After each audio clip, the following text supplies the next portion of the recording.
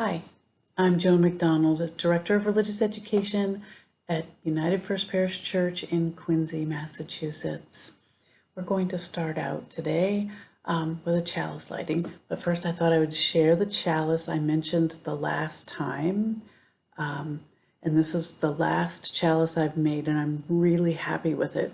And so I have carved it. This is called sgraffito, when you carve out designs. So you have something that is very dark, and then you carve out designs into the clay, and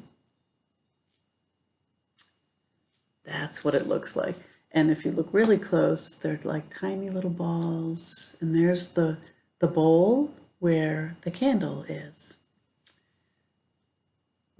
So we will start our chalice lighting with these words.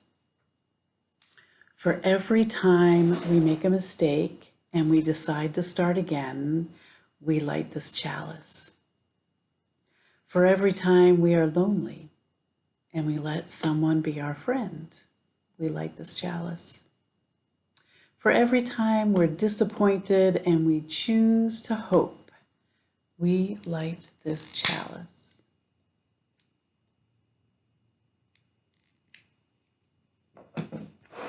You can see it, the glow, and there's the candle.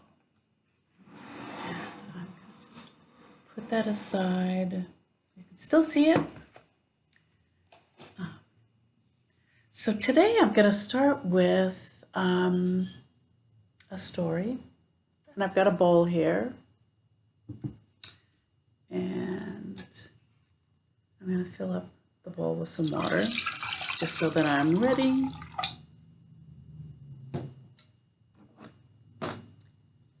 So I want to share with you a time for all ages story or conversation titled The Wonder of Sponges, and I've adapted it from the one that a ministerial intern, Emily Bruce, gave at her church.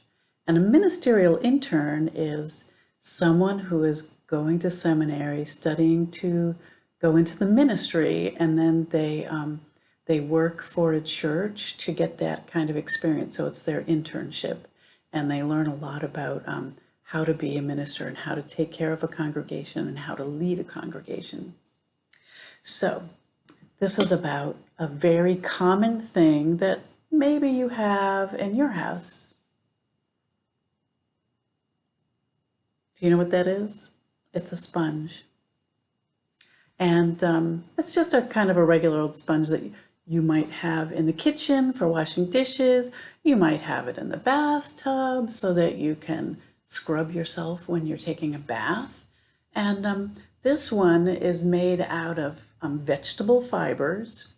And I bought it at Trader Joe's. But there's another kind of sponge that the reason why we make them now out of synthetic things or out of vegetable matter is there's another kind of sponge. They're called sea sponges, and they are alive. They're very simple animals, and they live in the ocean. And I have 3 kinds of sponges here. So I'm going to show it really close, and it's very lightweight. And here's another one. You notice how it has kind of holes and nooks and crannies. There's one. And here's another one that shows a lot more little holes.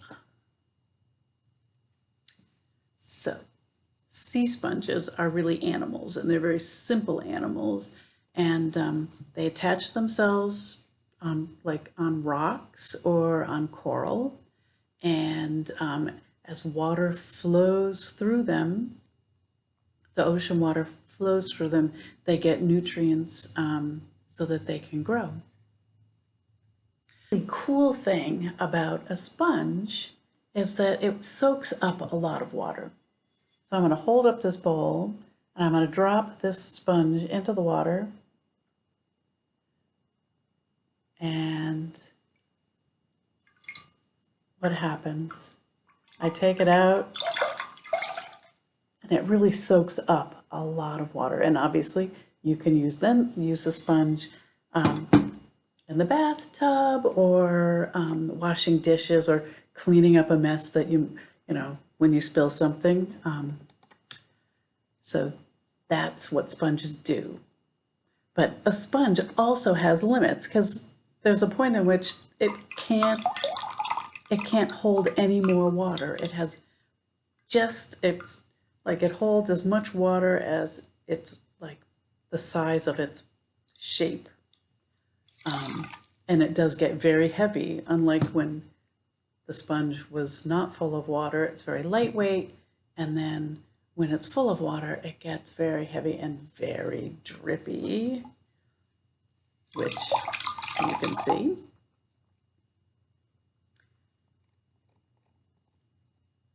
So what can you do when a sponge has too much water in it? Because if you spilled something and then you need to clean it up, and then what would you do when the sponge got all full of that liquid?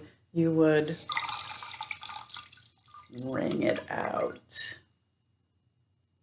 Now the sponge is light again, and it's clean too, because you've wrung out all of the water. And I'm going to wipe up the splashes that I made right here. So today I'm going to kind of talk about what it means like when a sponge is just full of water, but I'm actually going to be talking about people.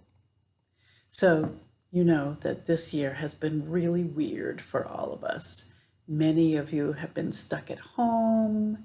You haven't been able to go to school, or now maybe you have a hybrid model where you sometimes go to school and sometimes you stay home and learn. You don't always get to see all your friends that you want to play with, or your grandma and grandpas, even maybe aunts and uncles. You don't get to see them because we are all trying to be safe during this pandemic. And you've probably had to deal with the fact that your parents are home with you as well. If they're not working, or they're working from home, you're all together, maybe in the same room. And so it's been tough for everybody. And we've all had to give things up, like when we can't go and see our friends, or visit people, or go to the theater or the movies, just different things. Can't go out to eat, those things. So you have to give a lot of things up. And unfortunately, a lot of people also lost their jobs, and a lot of people got sick. And it's happening, it's happened everywhere. So when you think about it, so like this sponge, we, as in you and me, we've absorbed a lot of things in the past year, and a lot of hard stuff that's made us feel sad and angry, makes us feel in some ways like really heavy. You just feel down. And for many of us, we're so full of the sad, it's really hard to find room for the gladness.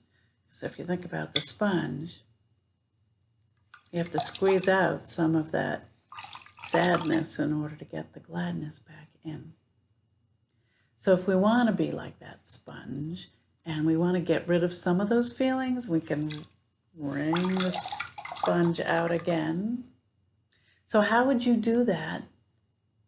Because you're not really a sponge, and you can't just like squeeze yourself and squeeze out all of your feelings. But one of the things you can do is you can talk about how you're feeling. You find somebody that you trust, like your mom or your dad, or a trusted adult or friend, and share some of your feelings with them. And by telling people how you're feeling, and it could be sad, mad, maybe you're feeling happy and you think you shouldn't be feeling happy, but it's really good to be able to talk about how we're feeling with somebody that you trust, because it helps you kind of understand and maybe release some of those feelings, so you won't be feeling so stuffed and heavy. And you can also think about all of the things that might make you happy right now, like your friends, or your dog, or your cat, or any kind of pet. You might even have a fish. The fun gifts you got for Christmas, my daughter Brenda gave me this fabulous sweater. I love it, and it makes me happy. So you also want to think about those things that are going to make you feel happy.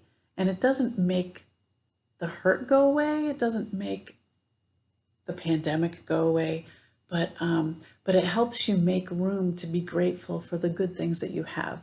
So you always want to have some space, not only to feel sad and mad, but also some space to feel happy and to feel love and gratitude. So as we're finishing, this is like December 31st. It's the last day of the year 2020. And I'm certainly hoping that 2021 is going to be a better year for everybody. But I hope you'll think about how you might be able to share some of the things that are making you feel down, sad, mad, and even glad, and kind of wring them out by talking to somebody that you trust. And hopefully the yucky parts of the year will be past, and we can look forward to the new year and what it's going to bring to you and your friends and your family. And a little bit later, we're going to learn about ringing in the new year. So we're going to play a little pun on, this is ringing out the old year, maybe. We're getting rid of the stuff that wasn't good. And at the end, we're going to ring in the new year. So today we're going to do a listening meditation. But before we begin, we might want to get some wiggles out, so that if you're not feeling like you're ready to sit still, you might just want to like wiggle around and wiggle your toes and your fingers and just kind of shake it off. And then find a place to sit, or even lay down. You could do that. And if you're sitting, you want to just kind of sit tall, stretch out your spine, kind of find a comfortable spot. And then we're going to do 3 breaths that help us kind of get focused into our meditation. And if you put your hand on your belly, it's one way of kind of feeling your breath going in and out. So we start by breathing in through our nose. Just breathe in, and you can kind of feel your hand move as you're breathing in. So breathe in.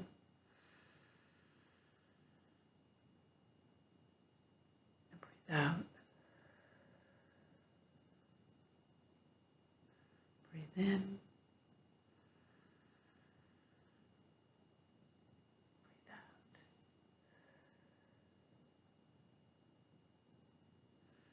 Again, breathe in. Breathe out.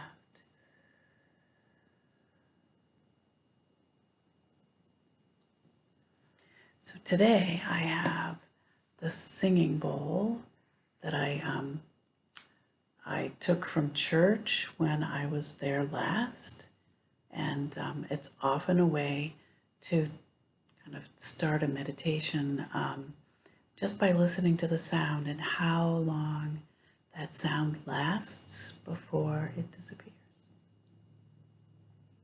And it may not sound quite the same for you as it does for me, but maybe you want to like raise your hand when you don't hear the sound anymore, and I will do the same thing, and we'll see if I heard it better because it's right here.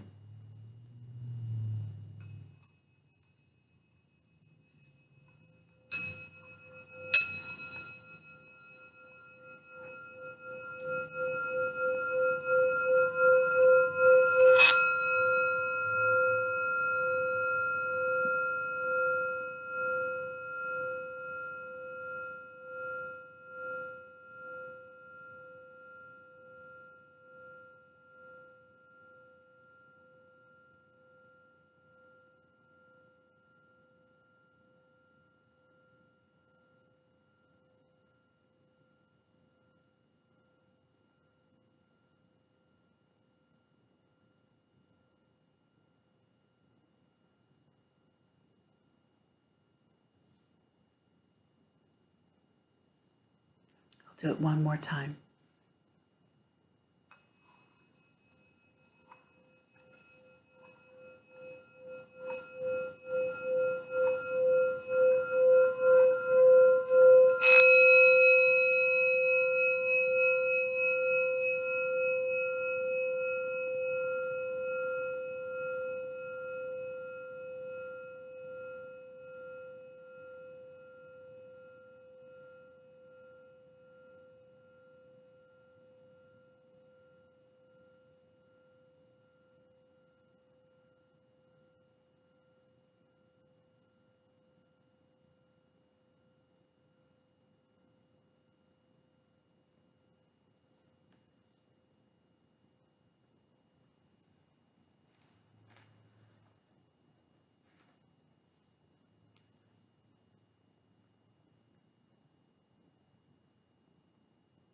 As we finish this time of silence, we'll take 3 more breaths.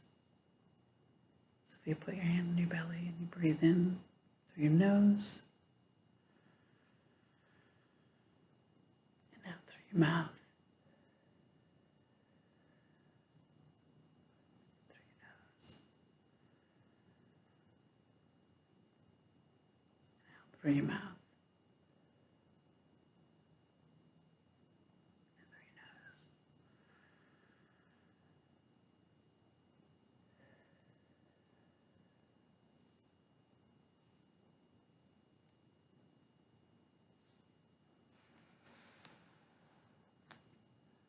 So that is one kind of ringing, and I said that we're going to ring out ring out the old year and ring in the new year. And if you were at the worship service where we rang a lot of bells, I brought them all back with me. These are all bells I found at church, and so there's one.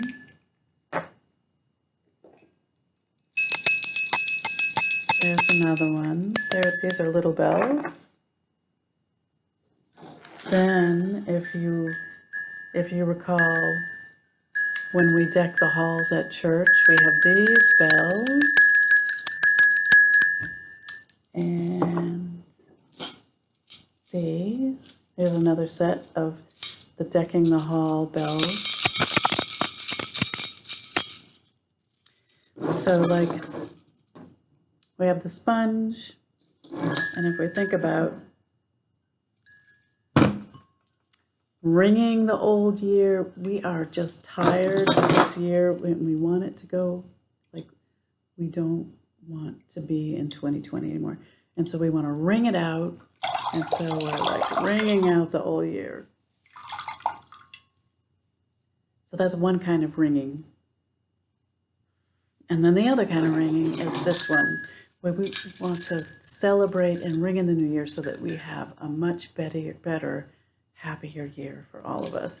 And so I'm going to try and ring as many as I can. I'm not sure if I can do this, all right? But maybe you have a bell at home.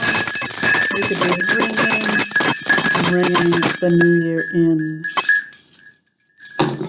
so that we have a better year, and that soon we will be able to be together again in person. So this is my final children's chapel for 2020, and we will have many more in 2021. But as we have the chalice here, and we're going to extinguish the chalice, I'm going to blow it out, and I'm going to wish you a happy new year, and a happier new year, and a better new year for all of us. And I'm hoping that you'll carry the flame of the warmth of this flame inside of you, and carry it into the new year, so that we soon we will be together again.